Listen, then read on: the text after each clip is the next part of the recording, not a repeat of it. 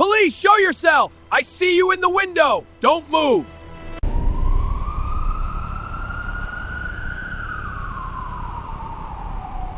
The police sealed the house at exactly 2:17 a.m. No press, no neighbors allowed outside. No explanation. But what froze everyone wasn't the sirens.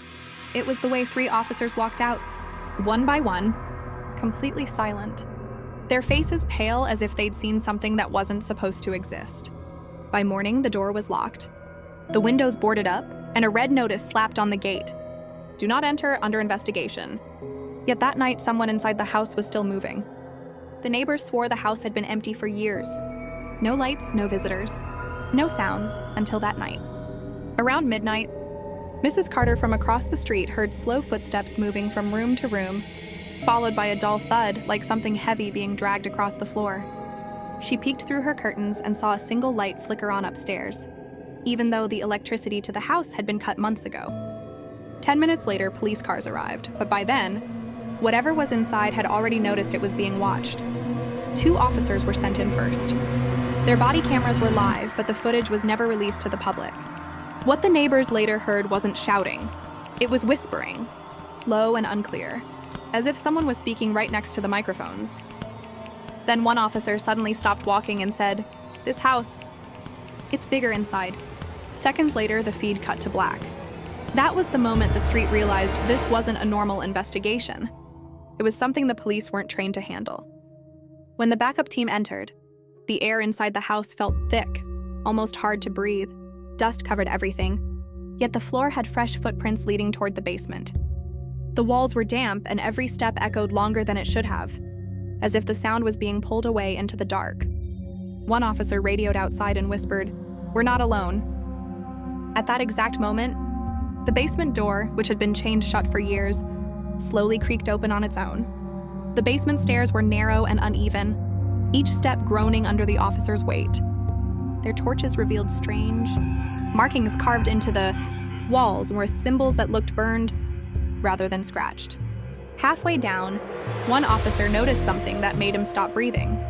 Handprints, layered over each other, as if dozens of people had tried to claw their way up. The temperature dropped suddenly, and the radios began to crackle with a voice that didn't belong to anyone on the team. It softly repeated a single sentence: "You shouldn't have come back." At the bottom of the stairs, the basement opened into a wide room that shouldn't have fit beneath the house.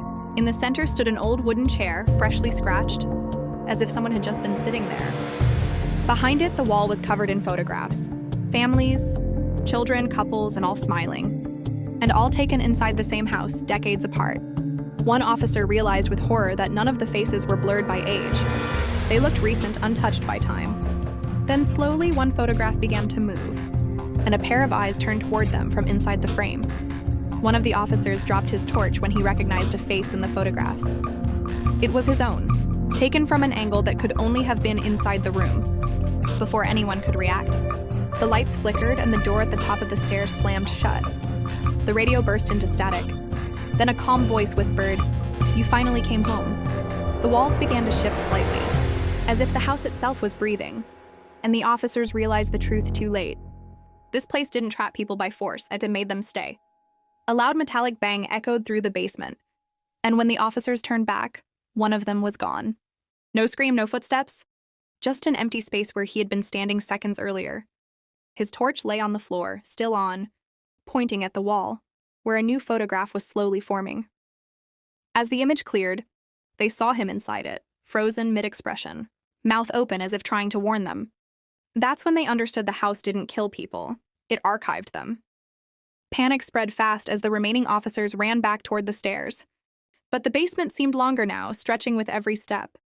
The stairway twisted upward into darkness, and no matter how fast they climbed, the exit never came closer. One officer began shouting for help into the radio, only to hear his own voice echo back, older, slower, and tired. That was when the house spoke clearly for the first time. "You can leave, if someone stays." The officers stopped running, realizing escape had a price, and the house was ready to collect. They stood there in silence, the weight of the house pressing in from all sides.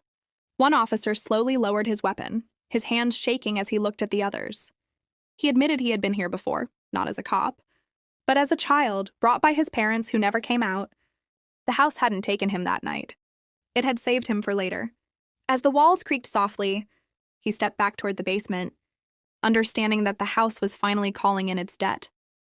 Outside, the senior officers watched in confusion as one body camera feed suddenly reactivated. The image showed the officer standing calmly in the basement, speaking directly into the lens.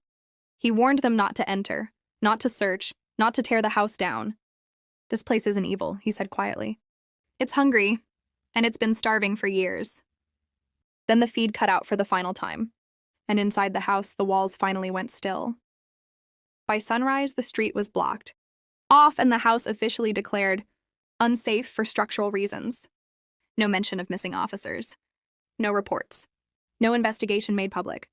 A red government notice was nailed to the gate, authorizing an indefinite seal order, signed under a department that didn't exist on any public record. Neighbors were warned that anyone attempting to enter would be arrested, without explanation. But late that night, as the street fell quiet again, a single upstairs light flickered on, proving the house had not been abandoned. It had been fed. Weeks later, a new family moved into the neighborhood, unaware of the house's history. They noticed the sealed property immediately. The warning signs faded, but still visible. Their young son often stood at the fence, staring at the upstairs window, waving at someone his parents couldn't see. When asked who he was talking to, the boy smiled and said, "The man inside says he's been waiting for us." That same night, the red notice on the gate began to peel, as if the house no longer needed permission. Years later, the house was still there, sealed, silent, untouched.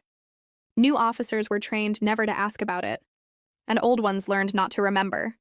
Yet on certain nights, when the street was empty and the lights were off, figures could be seen moving behind the boarded windows, watching, waiting. The house no longer needed to hunt. People found it on their own. And somewhere inside, the walls held space for one more photograph. Because the house was never abandoned, it was patient.